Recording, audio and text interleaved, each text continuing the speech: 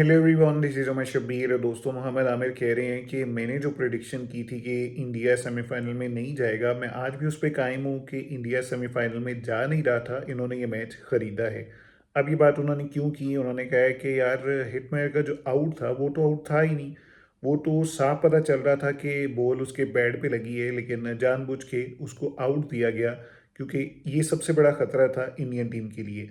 और वो कहते हैं कि यार, इस तरह से जाना था तो फिर तो ये जा सकते हैं। बीसीसीआई सबसे रिच बोर्ड है, वो पैसे दे के एम्पायर्स खरीद के तो जा सकता है।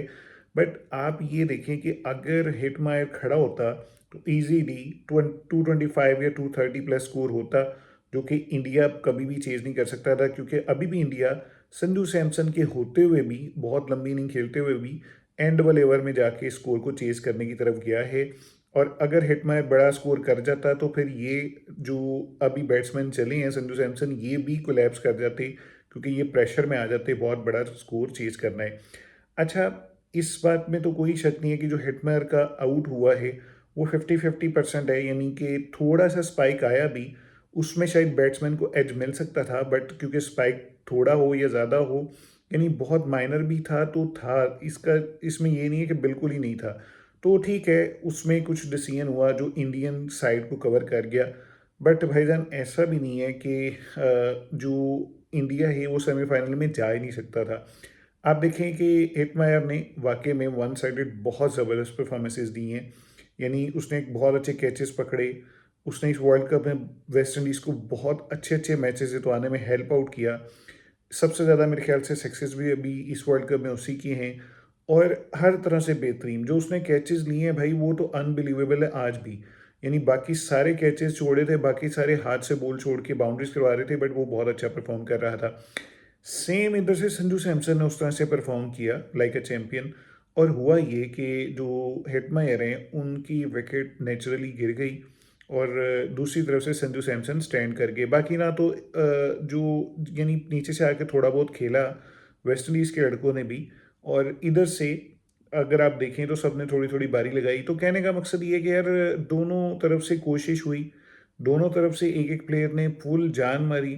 बाकी सब ने उनको थोड़ा सा कंपेनियन दिया, बट जो at the end of the day जो बेहतर था वो जीत गया। यानी कि आप देखें कि जसप्रीत बुमराह ने जिस तरह से ओवर निकाला, जिस तरह से अर्शदीप ने सेकंड लास्ट ओवर निकाला, ऑलरेडी वेस्ट इंडीज़ 200 प्लस जा रहा था, बट उन्होंने अपने जो पहला स्कोर उनको पड़ा उसको बहुत अच्छे से कंट्रोल किया। वेस्ट इंडीज़ को जैसे ही स्कोर पड़ता था, उनके फील्डर्स बॉल छोड़ना शुरू कर देते थे और फिर वो बाउंड्रीज लग रही थी। आज का मैच 50-50% था, बट इंडिया ने अगर अपनी साइड पे खींचा तो उसके पीछे उनकी एफर्ट थी।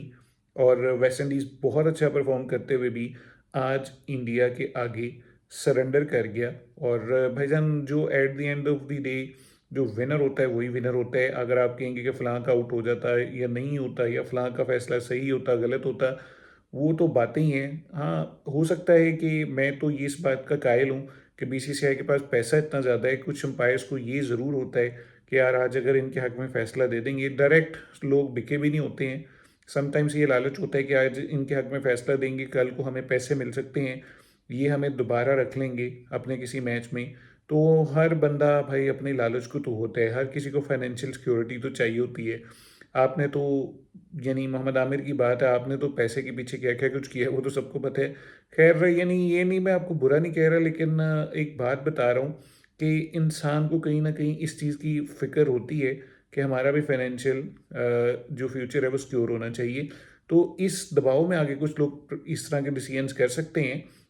बट ये नहीं है कि आज हम इंडिया जीत ही नहीं सकता था।